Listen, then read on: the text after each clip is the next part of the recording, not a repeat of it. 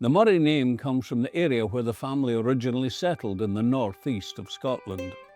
One branch of the Morays became the Earls of Sutherland, and another became Lords of Bothwell through marriage. And it was through marriage that the Morays later inherited lands in Abercairny and Tullibardine in eastern Perthshire, where in time they became the Dukes of Atholl. The most famous early member of the Moray family was Sir Andrew de Moray, who fought with William Wallace, the Scottish patriot, in the Wars of Independence in the 13th century. Sir Andrew de Moray was mortally wounded at the Battle of Stirling Bridge in 1297. The Morays were always loyal to the House of Stewart, the royal dynasty that reigned in both Scotland and England for 350 years. When the Stuarts were forced into continental exile after the Glorious Rebellion of 1688, their supporters in Britain and abroad became known as Jacobites.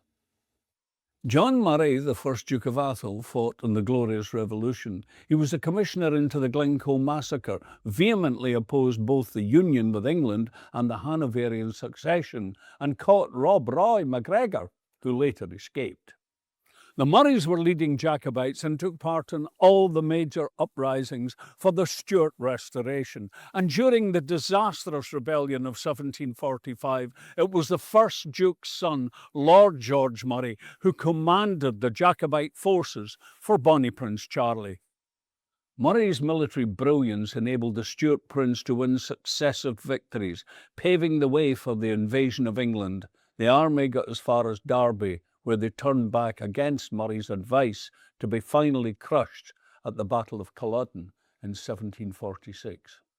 Following the defeat, Moray, who had strongly opposed fighting the Hanoverian force and the battle site of Culloden, further opposed the prince's order to disband. When he left for France, he never returned to Scotland and died in Holland in 1760.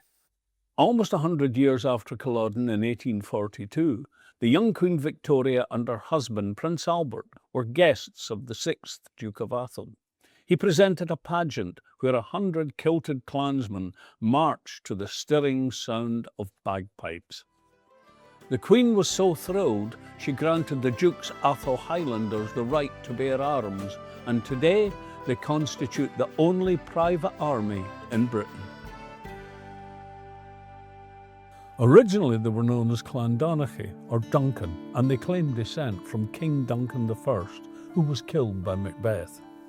The first clan chief was Duncan Reamhar, and the clans is almost certainly descended from the Celtic Earls of Atholl. Duncan Reamhar was around in the early 1300s, and he gave the clan the name we recognise today as Clan Donnachaidh, which is Duncan, translated from Gaelic. Clan Donnachaidh have one of the most beautiful and mysterious relics of any Highland clan, Clachnavratach, the Stone of the Standard. It was pulled from the ground on the eve of a battle and, according to clan superstition, has healing powers and was consulted like an oracle. The Robertson crest shows a right hand holding an imperial crown in recognition of the part the clan played in finding the killers of King James I, and it is in honour of their fourth chief, Robert Reamhar, or Grizzly Robert, that the descendants took the name Robertson. Robert Reamhar was a strong supporter of King James I, who was murdered in front of his wife at the Blackfriars Friary in Perth. Robert Reamhar tracked down and captured two of the assassins.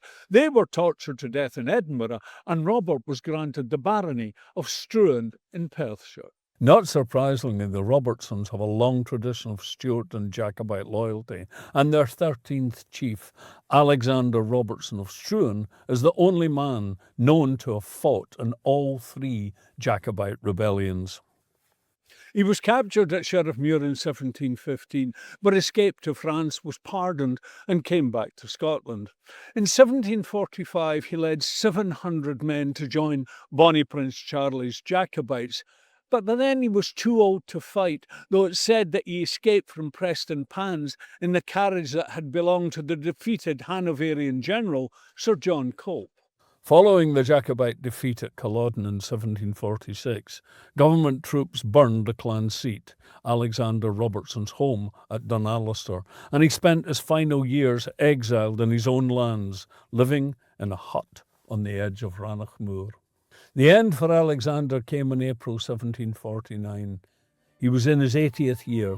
2,000 men of Clan Donnachaidh followed their chief's coffin as it was carried 15 miles to the church at Stewart.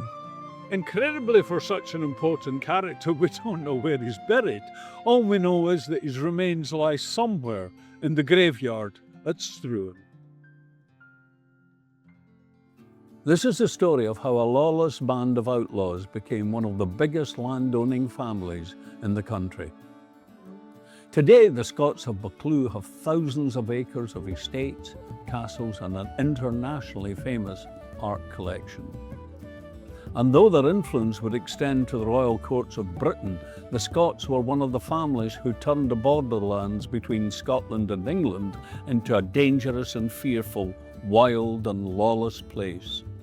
The reaving families managed to straddle society, and it was Walter Scott, the 5th Earl, known as the Bold Buccleuch, who effectively changed the family's fortunes. When William Armstrong of Kinmont was ambushed during a truce and imprisoned in Carlisle Castle, it was the Bold Buccleuch who led the raid to free him, causing a serious diplomatic standoff between Scotland and England. Queen Elizabeth was outraged and war seemed imminent until James VI of Scotland ordered Buccleuch to apologise to the Queen in person. Elizabeth asked Buccleuch how he dared attack an English fortress. "What is it that a man dare not do?" came the reply.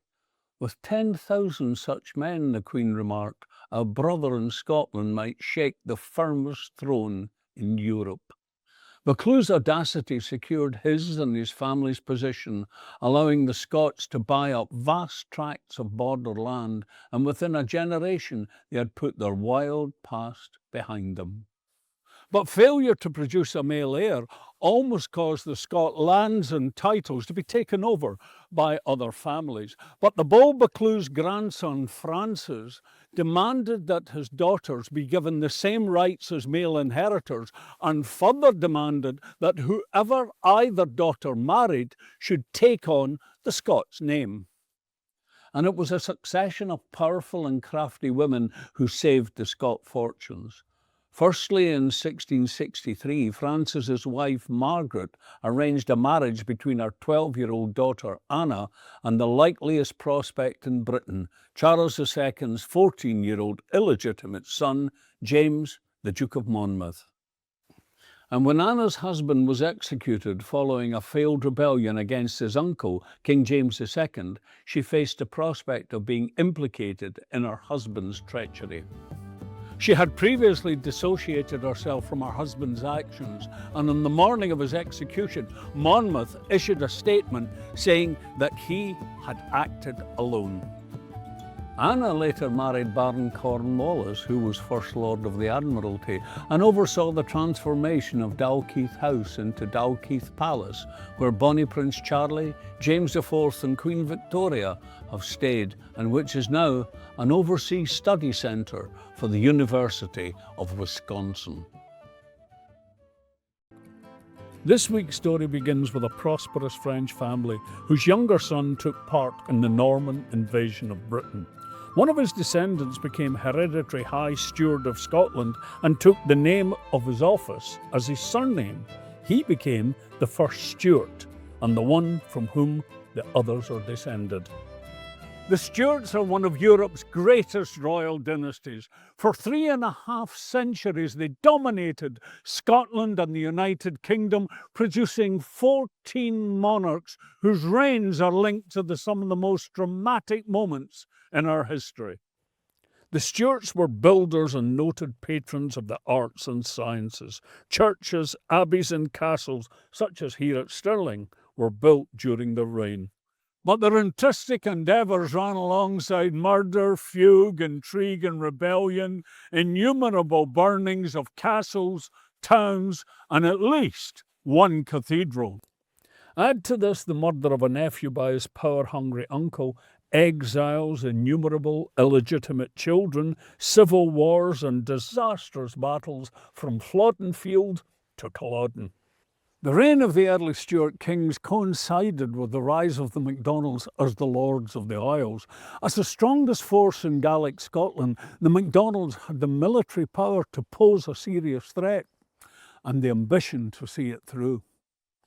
Infighting and a power struggle effectively destroyed the lordship, which was symbolised when the very title, Lord of the Isles, was stripped from the clan by a Stuart king, James IV. And they'd previously seen off trouble at the other end of the country from the powerful Douglas family. But a royal meeting here at Stirling Castle resolved matters when the 8th Earl of Douglas was stabbed to death. The Stuart method of dealing with troublesome clans was matched only by their talent for good marriages. English kings and French nobility was a good source. Rich and powerful landowning fathers, anxious to see their daughters get on in life, was another. The line ended with the death of Queen Anne, which was followed by the Act of Settlement, which ruled that only Protestants could sit on the British throne. But the Catholic Stuarts remained in the wings. Anne's father, King James II of England and 7th of Scotland, continued to claim both thrones to which he had been crowned. His supporters were known as Jacobites, and their cause ended when his grandson, Bonnie Prince Charlie's forces were defeated on Culloden Moor in 1746. The Stuarts may not have had luck on their side, but they did have countless opportunities to change their luck, though they were hampered by an unshakable belief in themselves. Today, the red Stuart tartan is the most popular of any, a fashion statement worn across the world by those who know little or nothing of its past.